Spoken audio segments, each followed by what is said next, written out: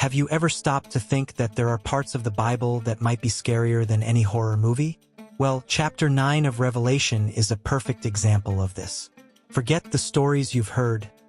What's described there goes far beyond our imagination. Trumpets sound, announcing catastrophes, endless destruction, and visions of human suffering that leave us breathless. But the most intriguing part is that this isn't just a story from the past. It could, in fact, have profound implications for today.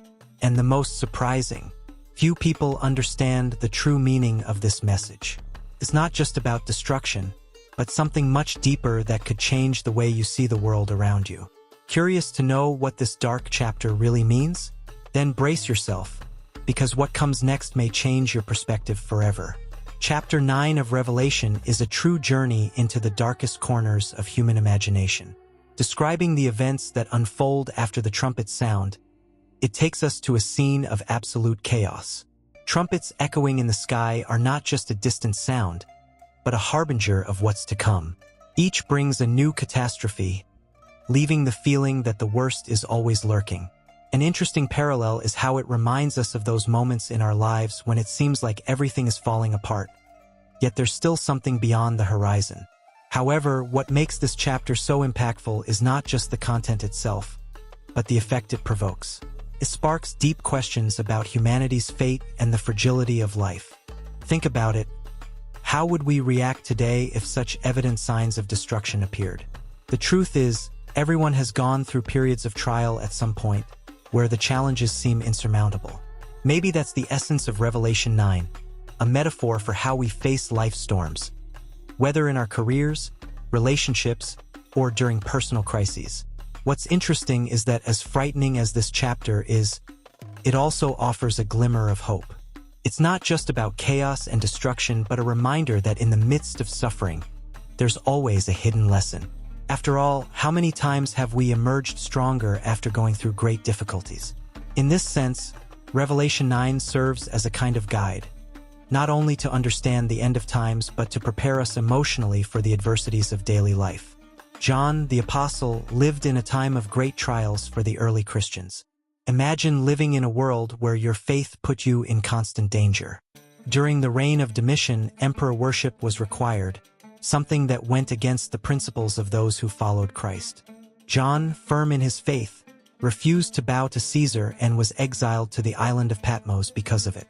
This is a clear example of how perseverance in the face of adversity can mold great spiritual leaders. How many times do we feel pressured to give up our values for convenience?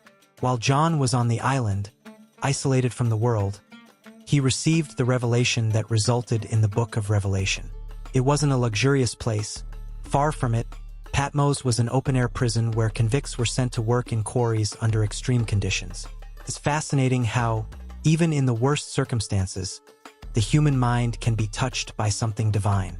Often, in moments of greatest solitude, we can hear our own inner voice, or maybe, just maybe, a greater voice guiding us. Have you ever stopped to think how difficult moments can be the gateway to great personal revelations? The persecution faced by Christians at that time, though brutal, forged an unshakable faith.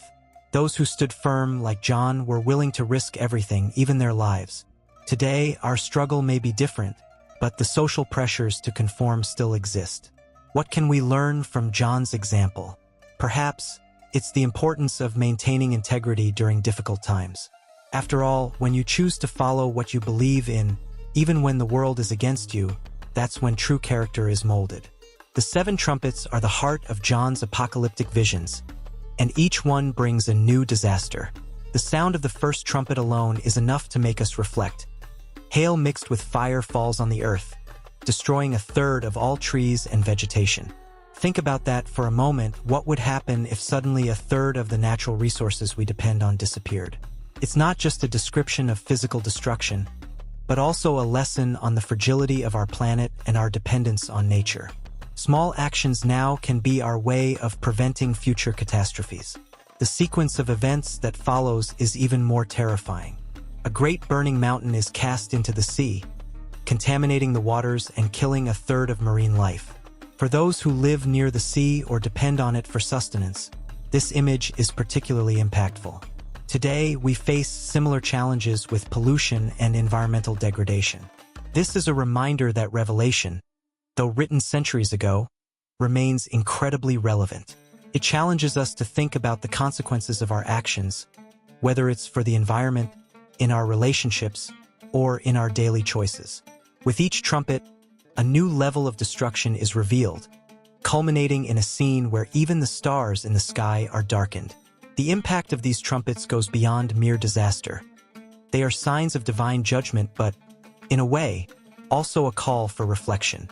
Just as the trumpets sound in sequence, problems in our lives can also come one after the other, sometimes leaving us breathless. And at that moment, we must ask ourselves, are we prepared to deal with the challenges that arise, or are we ignoring the signs that warn us to change our ways? The sounding of the sixth trumpet announces one of the most devastating moments in all of Revelation. For fallen angels are released, and with them, an unimaginable army of horsemen that bring destruction and death to a third of humanity. Think about the impact of that, millions of lives taken in the blink of an eye. This image, as terrifying as it may be, reflects the reality of many conflicts the world has faced, where wars decimated nations and changed the course of history. What we can learn from this is that war, at its core, is always the result of human choices corrupted by greed, hatred, and the thirst for power. The scene described in Revelation goes beyond a physical battle. It represents a spiritual war. Horsemen with lion heads, spewing fire, sulfur, and smoke are powerful metaphors for the destructive forces at work in the world. In our daily lives, we may not face apocalyptic horsemen, but we do face equally powerful challenges. Illnesses afflicting our families, financial hardships, and even internal conflicts that paralyze us. This spiritual battle is constant, and just as John describes, we must be prepared, with a strengthened mind, to face each new obstacle. It's interesting to note that even with so much destruction, there is always room for reflection. The judgment isn't just about the end of the world, but about our choices and actions. Maybe, in practice, this means looking at our own internal wars. Are we fighting battles we don't need to? And more importantly, are we prepared to deal with the consequences of our actions?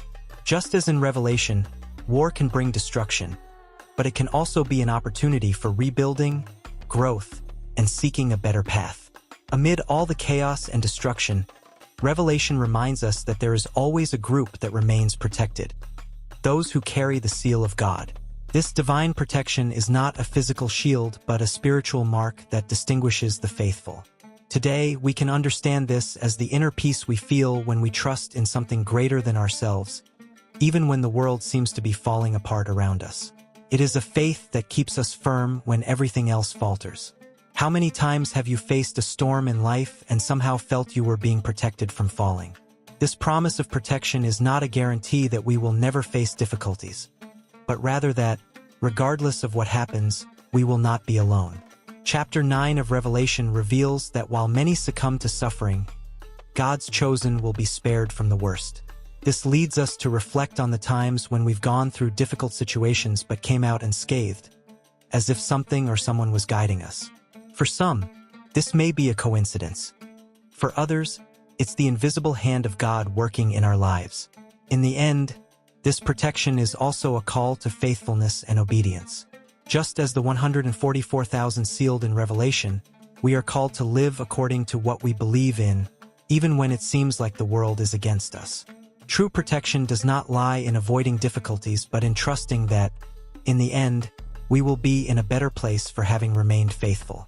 And, more importantly, this protection serves as a testimony to those who do not yet believe, showing that there is always hope for those who choose God's path. After diving into this intense and symbol-laden chapter, one question must be hammering in your mind. What will you do with all this knowledge? Revelation 9 is not just a distant vision of the future, but a call to reflect on our lives today. Are you prepared to face the challenges that arise? Or are you ignoring the signs around you? The decision to act now can transform your life in ways you never imagined. So, I ask you, are you ready to live according to your faith and walk with more confidence, knowing that divine protection is available to those who follow the right path? If these questions have stirred something within you, subscribe to the channel, and turn on notifications. Together, we will continue to explore these mysteries and learn how to apply them in our daily lives. Your journey of learning is just beginning, and I'll be here to guide you